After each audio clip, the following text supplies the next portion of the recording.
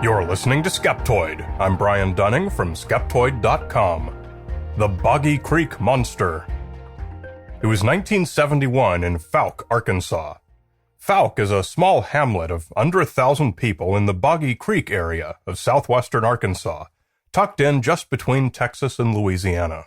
It's in the middle of 1,000 miles of flat country, dense dark woods rippled with rivers and creeks that twist every which way before finally draining into the Louisiana swamps. It was on a hot summer night in May that two newlywed young couples, and a friend or two, were crashing in the house they'd just rented a few days before after a long day of unpacking. But the mellow evening took a shocking turn for the worse when Elizabeth Ford, 22, thought she'd have a nap on the couch. When it happened.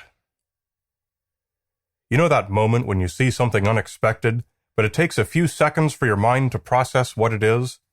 That was Elizabeth's experience, when she realized that what she was looking at was a huge furry hand with claws reaching through the open window and groping on the couch as if to find her. She screamed, and Fouke would be changed forever. Even as the two young couples made emergency move-out preparations, giving up on their new home after less than a week, reporter Jim Powell covered the incident for the Texarkana Gazette, calling it like it was a campy 80s slasher pick.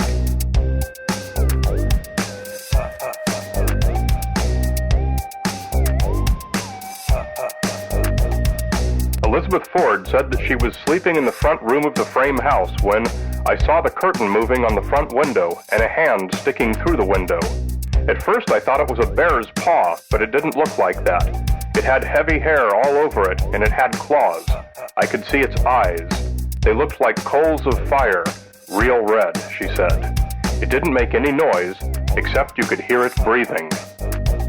Ford said they spotted the creature in back of the house with the aid of a flashlight. We shot several times at it then, and then called Ernest Walraven, constable of Fouke. He brought us another shotgun and a stronger light.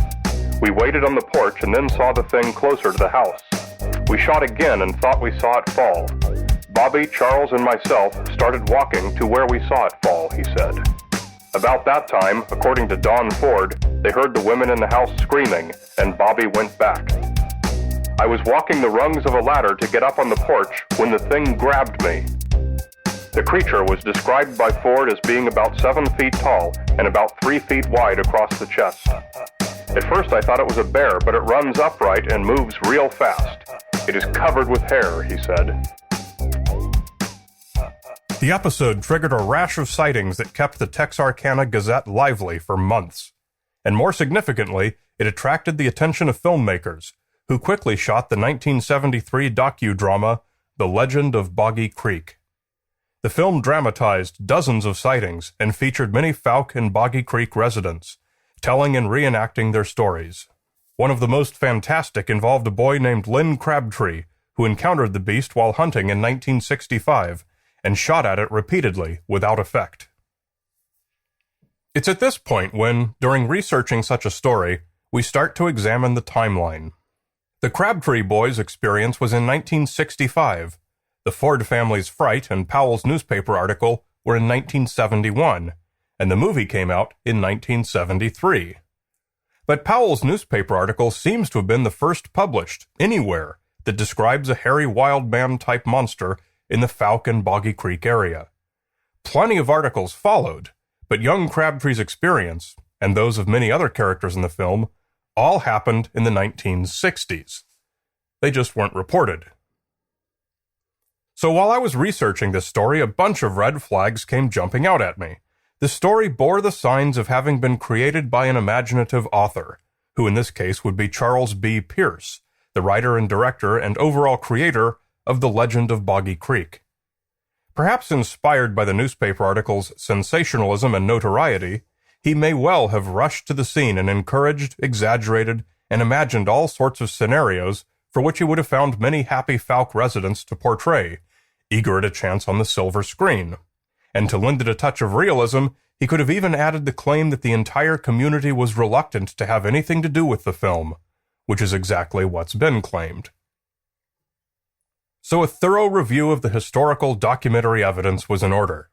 A very thorough, if not especially skeptical, book on the subject The Beast of Boggy Creek by Lyle Blackburn was published in 2012. Blackburn had already done this research, combing through every conceivable Arkansas newspaper archive looking for mentions of the Fouke monster. But although he collected stories and second or third-hand reports going back at least through the 1960s, he uncovered not a single mention in print until Powell's 1971 report of the Ford incident. It was as if the stories had never existed at all, until the 1971 newspaper article either compelled people to remember long-lost incidents or, perish the thought, to make them up. One such family was the Crabtrees, who, following the 1971 report, suddenly announced having had numerous experiences with the Fouke monster over the years. Smokey Crabtree, the father of Lynn who shot at the creature in 1965, eagerly offered his services as a backwater guide for Pierce during the filming of the movie.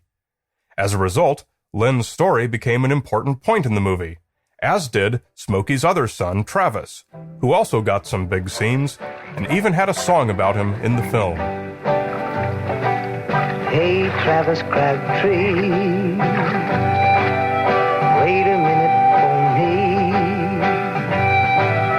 Let's go back in the bottom, back where the fish are biting, where all the world's inviting, and nobody sees the flowers bloom but me. After the movie, Smokey Crabtree self-published a book, Smokey and the Fouke Monster. Smokey himself never claimed to have seen the creature, but he spoke of how its many encounters with the Crabtree clan had shaped his life. Smokey wrote of Fred Crabtree and James Crabtree, both of whom had experiences similar to Lynn's, but had never taken a shot. In fact, if it wasn't for the material provided by Smokey to Pierce, the legend of Boggy Creek would have been scarcely longer than a TV commercial.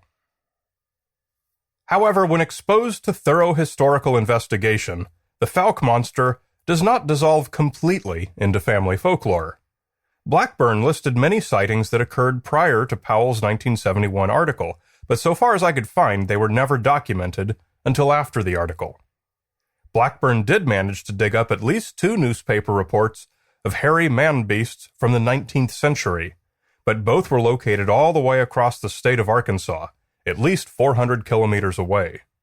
In 1851, the Memphis Inquirer reported a creature spotted by hunters in Greene County.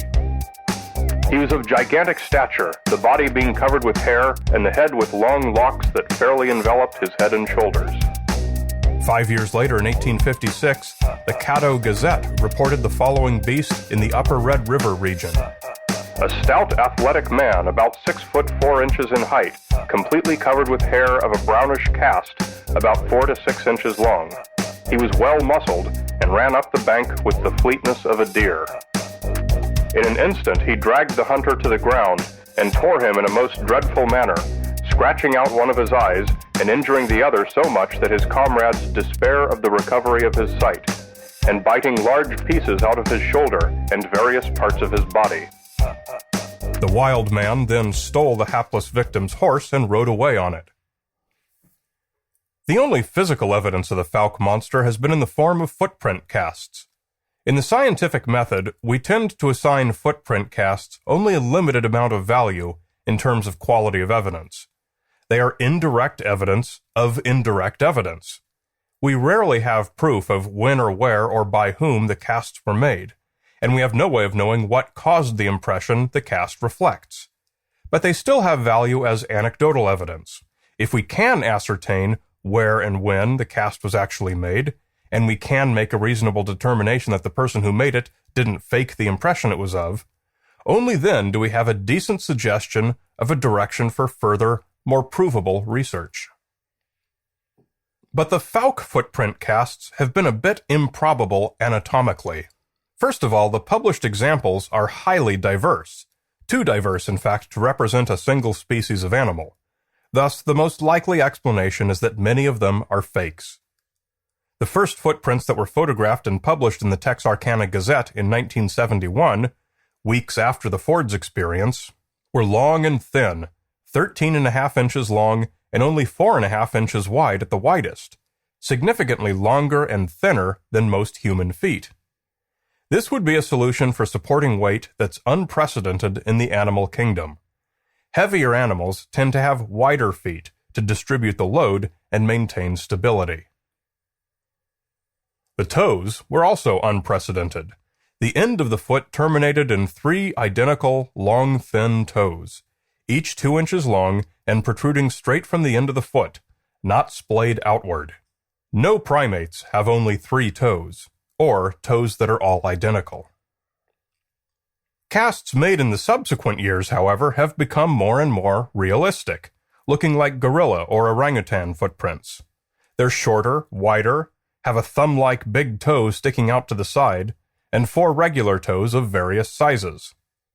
The history of Fouke monster footprints seems consistent with what hoaxers might produce if they began with little anatomical knowledge and became progressively more accurate. With 3-toed having been established as the theme for Fouke monster feet, more recent examples have been presented that look like ostrich feet. Others have been described with hypothetical drawings showing a more conventional primate foot, but with pairs of toes grouped together almost indistinguishably to look like a 3-toed foot. So in total, every last shred of evidence that the Fouke monster exists at all is anecdotal. Not a single piece is testable. The Fouke monster fits very poorly with the model of a living animal, but fits very well with a local legend. The tale of the hairy wild man is a familiar one in nearly every culture, and the Fouke monster of Boggy Creek fills that role in southwestern Arkansas. It serves us not as mere zoological fact, but as important oral tradition that enriches our culture. So to enjoy the Fouke monster, don't search for footprints. Instead, take a guitar and an old slouch hat, and have a ride in Travis Crabtree's canoe.